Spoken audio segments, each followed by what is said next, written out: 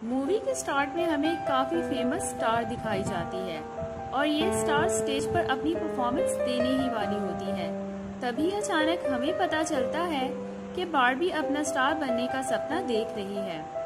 Barbie California के एक शहर मैलिबू में रहती है और ये अपनी स्टार बनने का सपना पूरा करने न्यूयॉर्क में आती है। बार्बी को इसकी फैमिली और फ्रेंड्स वेल विशेस देते हैं ताकि ये अपने स्टार बनने का सपने को पूरा कर सके। जब ये समर परफॉर्मिंग आर्ट्स प्रोग्राम के सामने पहुंचती है तो बार्बी से अपना सूटकेस छूट जाता है और सड़क की तरफ जाने लगता है। तभी एक लड़की अचानक आकर बार्बी का सूटकेस पकड़ लेती है और जब ये इस एकेडमी के अंदर आती हैं तो ये दोनों इस गेट की वजह से गिर जाती हैं और फिर एकेडमी में काम करने वाली इनसे कहती है कि मैं तुम जैसों को अच्छी तरह जानती हूँ। ओवर एक्साइटेड होकर तुम एक दिन पहले ही हॉस्टल में आ जाती हो। बार्बी इससे कहती है तो क्या हमें कल आना होगा? तो ये औरत कहती है नहीं, तुम दोनों अपने रूम में जा सकती हो। और जब ये दोनों अपने रूम के सामने आती हैं तो ये दोनों एक ही रूम में घुसने की कोशिश करती हैं क्योंकि इन दोनों के नाम बार्बी होते हैं और सिर्फ इतना ही नहीं, इन दोनों का सरनेम भी एक ही होता है, इसलिए ये रूम इन दोनों का ही होता है। और ये दोनों एक दूसरे का नाम अपने खुद की सिटीज पर रखती हैं, यानी ब्लैक बार्बी ब्रुकलिन से होती है तो बार्बी इसका नाम ब्रुकलिन रखती है और ब्लैक बार्बी बार्बी का नाम मैलिबू रखती है क्योंकि ये मैलिबू से होती है। ये दोनों अपना रूम देखकर बहुत खुश होते हैं। बार्बी ब्रुकलिन से कहती है कि मैंने कभी ऐसा प्रोग्राम पहले कभी नहीं किया, क्या तुमने किया है? ब्रुकलिन कहती है मैंने अपने बचपन में हर गर्मी में कोई ना कोई क्लासिकल म्यूजिकल प्रोग्राम किया है। बार्बी कहती है वाह, तुमने बहुत मेहनत की है। तो ब्रुकलिन कहती है हाँ, बहुत मेहनत की है। तुमने कहाँ से ट्रेनिंग की है? बार्बी कहती है मैंने इंटरनेट से ट्रेनिंग की है। ये दोनों आहिस्ता आहिस्ता एक दूसरे की बहुत अच्छी दोस्त बन जाती हैं और बार्बी ब्रुकलिन से कहती है हमारे पास अभी एक दिन है तो तुम मुझे न्यूयॉर्क दिखा सकती हो। तो ब्रुकलिन बार्बी को न्यूयॉर्क दिखाने ले जाती है। ट्रेन में बार्बी पॉप स्टार एमी का पोस्टर देखकर बहुत खुश होती है और ब्रुकलिन से कहती है मैं इसकी बहुत बड़ी फैन हूँ, इसके 50 मिलियन फॉलोअर्स हैं, क्या तुम इसे फॉलो नहीं करती? ब्रुकलिन इतना खुश नहीं होती। ये बार्बी से कहती है ये मेरी दोस्त है, हम बचपन में एक साथ परफॉर्म करते थे, काफी अरसा हो गया है, हम एक दूसरे से नहीं मिले इन बिलबोर्ड्स के अलावा। बार्बी कहती है बहुत बुरा हुआ, लेकिन हम एक दूसरे से वादा करते हैं कि जब हम फेमस हो जाएंगे तो हम एक दूसरे के ऐसे ही अच्छे दोस्त रहेंगे। अगले सीन में डीन मॉरिसन अपनी क्लास में इन स्टूडेंट को बता रही होती है कि आप सबने यहाँ पर आने की बहुत मेहनत की है, लेकिन यहाँ पर आपको और भी ज्यादा मेहनत करनी होगी। आपके इंस्ट्रक्टर और मैं आपकी प्रोग्रेस पर नजर रखेंगे। देखते हैं किसे मिलता है हमारा जाना माना स्पॉटलाइट सोलो। मुझे आपको बताते हुए खुशी हो रही है कि इस बार का हमारा स्पॉटलाइट सोलो लाइव स्ट्रीम किया जाएगा टाइम स्क्वायर पे। इसके बाद जब ये दोनों क्लास के बाहर आती हैं तो इन्हें एक डॉग नजर आता है। ये दोनों डॉग के पीछे जाती हैं और इन्हें ड्रेसिंग रूम में राफा मिलता है और राफा इनसे कहता है मैं कॉस्ट्यूम कोर्स में हूँ और तुम दोनों। वो कहती है हम परफॉर्मेंस कोर्स में हैं और हम दोनों ही बार्बीज हैं। राफा इन्हें कॉस्ट्यूम्स दिखाता है और राफा इनसे कहता है मैंने इन्हें ठीक से बनाने की कोशिश की थी, लेकिन ये ठीक से बन नहीं पाए। बार्बी कहती है तुम्हारा दिमाग खराब है, ये बहुत अच्छे हैं। लेकिन राफा इनसे कहता है मैं चाहता हूँ कि मेरे कॉस्ट्यूम स्पॉटलाइट के लिए सिलेक्ट किए जाएं। फिर राफा रिमोट से कॉस्ट्यूम के लाइट्स ऑन करने की कोशिश करता है, लेकिन इन कॉस्ट्यूम्स में लाइट ऑन नहीं होती। फिर राफा कहता है देखा, इन्हें चमकना चाहिए था, लेकिन ये नहीं चमके। अगर तुम्हें ये चाहिए तो तुम ये रख सकती हो। और फिर हम देखते हैं कि कंपटीशन बहुत टफ होता है और बार्बी डांस में और म्यूजिक में इतना अच्छा नहीं कर पाती। और फिर रात के वक्त बार्बी का फ्रेंड कॉल करता है और बार्बी इससे कहती है कि यहाँ पर कंपटीशन बहुत ज्यादा है और इसका फ्रेंड कहता है तो क्या हुआ, बार्बी तो सिर्फ एक ही है। तो बार्बी इससे कहती है नहीं, यहाँ पर एक और बार्बी है और पता है उसका भी सरनेम रॉबर्ट्स है और यहाँ बाकी सब की तरह ये भी कमाल की है। इसका फ्रेंड कहता है तुमसे ज्यादा नहीं है तो बार्बी कहती है हाँ पता चल जाएगा। और अगले दिन दोनों बार्बी एक स्ट्रेंजर लड़की के पास बैठने का पूछती हैं। ये लड़की इनसे कहती है हाँ बैठ जाओ। जैसे ही ये लड़की ब्रुकलिन को देखती है तो ये अपना फेस छुपा लेती है। बार्बी खुद को और अपनी फ्रेंड को इस लड़की से इंट्रोड्यूस करवाती है और इस लड़की से कहती है उम्मीद है मैंने क्लास में अपनी ज्यादा बेइज्जती नहीं करवाई। मुझ जैसा न्यू कमर को झेलने के लिए थैंक्स। फिर ब्रुकलिन इस लड़की से कहती है लगता है मैंने पहले तुम्हें कहीं देखा है। ये लड़की कहती है कुछ चेहरे जाने पहचाने लगते हैं। ब्रुकलिन कहती है नहीं पक्का मैंने तुम्हें कहीं देखा है। तभी राफा भी यहाँ आ जाता है। राफा इस लड़की से कहता है तुम भी परफॉर्मेंस आर्ट्स में हो। ये लड़की कहती है हाँ। तभी ब्रुकलिन को इस लड़की के रियल बाल नजर आते हैं और ये इस लड़की से कहती है मैं तुम्हें जानती हूँ। ये इसे तस्वीर दिखाकर कहती है तुम एमी हो, मैं जानती थी, मुझे पता था कि मैं तुम्हें जानती हूँ। बार्बी ये सुनकर बहुत एक्साइटेड हो जाती है तो एमी इसे कहती है चुप करो, अगर इन्हें पता चल गया कि मैं एमी हूँ तो ये सब मुझसे अलग तरह से पेश आएंगे। और फिर राफा कहता है तुम जैसी बड़ी स्टार यहाँ क्या कर रही है। एमी कहती है ट्रेनिंग, एक असली ट्रेनिंग मैं चाहती हूँ, लोग मुझे सीरियस ले, जो एमी होते हुए नहीं हो सकता, तुम सोच भी नहीं सकते कैसा लगता है। बार्बी कहती है तुम्हारा सीक्रेट सेफ रहेगा। एमी कहती है थैंक्स। और एमी कहती है डैड के मैनेजर बनने के बाद मेरी जिंदगी बदल गई। ब्रुकलिन कहती है क्या अब तुम किसी के भी टच में नहीं हो। एमी कहती है हाँ, डैड चाहते हैं मेरा पूरा ध्यान बिजनेस पर हो। मैंने डैड को मनाया कि मेरी टूर डेट्स गर्मियों में रोक दें ताकि मैं यहाँ आ सकूँ। ब्रुकलिन कहती है अच्छा किया तुम यहाँ आ गई। एमी ब्रुकलिन से कहती है मैंने तुम्हें मिस किया। इसके बाद बार्बी ब्रुकलिन से कहती है अच्छा हुआ ना तुम एमी से फिर से मिल गई। ब्रुकलिन कहती है हाँ, मुझे लगा कि वो मुझे भूल गई। बार्बी कहती है हाँ, लेकिन इसके पीछे तो इसके डैड का हाथ था।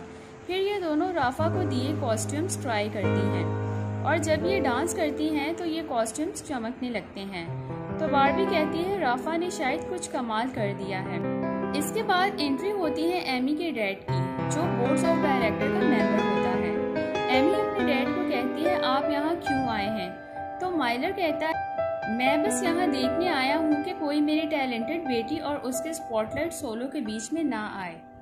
लेकिन एमी कहती है मुझे स्पॉटलाइट में कोई इंटरेस्ट नहीं है, मैं कुछ यहाँ सीखने आई हूँ डैड। मिलर एमी से कहता है तुम्हें पता भी है तुम्हारा टूर कैंसिल करने से कितना नुकसान हुआ है। तुम स्पॉटलाइट जीत गई तो हम इसे इवेंट में बदल पाएंगे। लेकिन एमी कहती है मैं आपकी कोई मदद नहीं कर पाऊंगी। मिलर कहता है कोई बात नहीं, मैं जानता हूँ अपनी बेटी को कैसे सुपरस्टार बनाना है।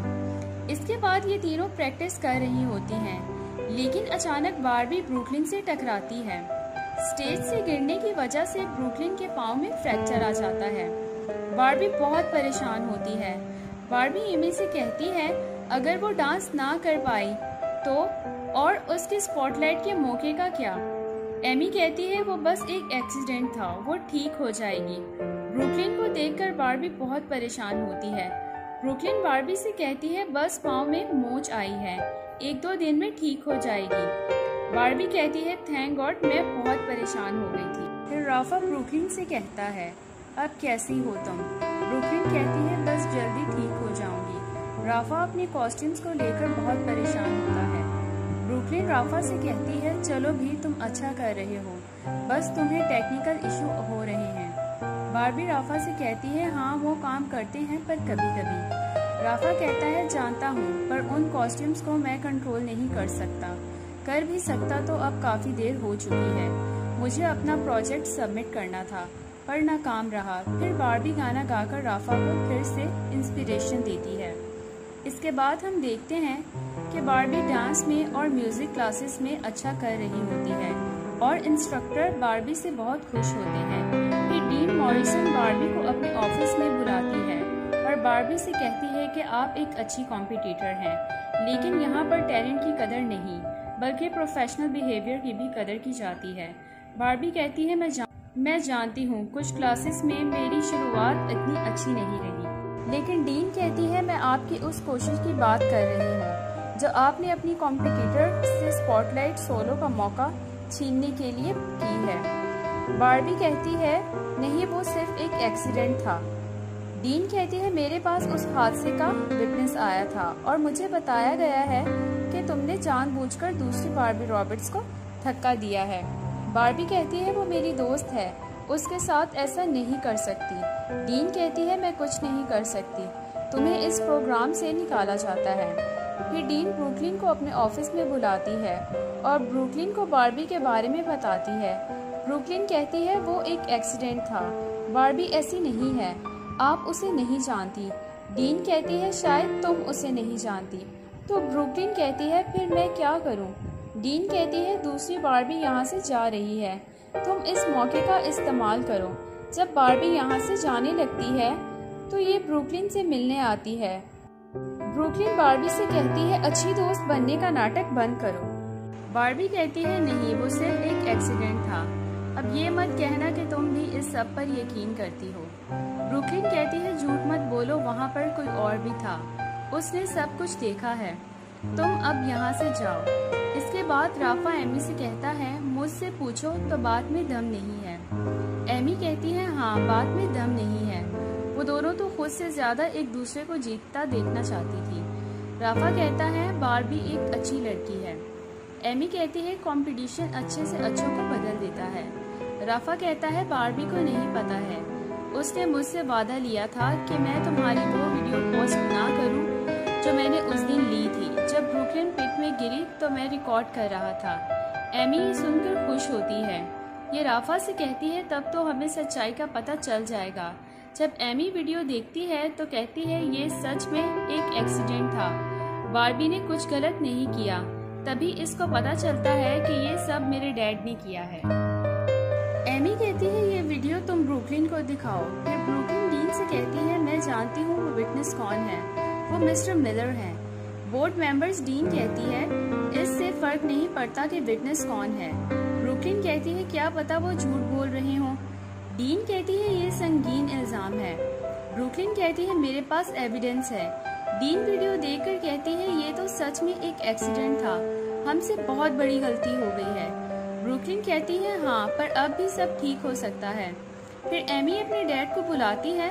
मिलर एमी से कहता है ऐसा क्या अर्जेंट काम था जो तुमने मुझे बुलाया। एमी कहती है आपने जो किया है आपको पता है। मिलर कहता है मैंने कुछ नहीं किया और तुम उससे साबित भी नहीं कर सकती। एमी कहती है क्या साबित करना है। मिलर कहता है फर्क नहीं पड़ता, वो स्पॉटलाइट सोलो तुम्हारा है।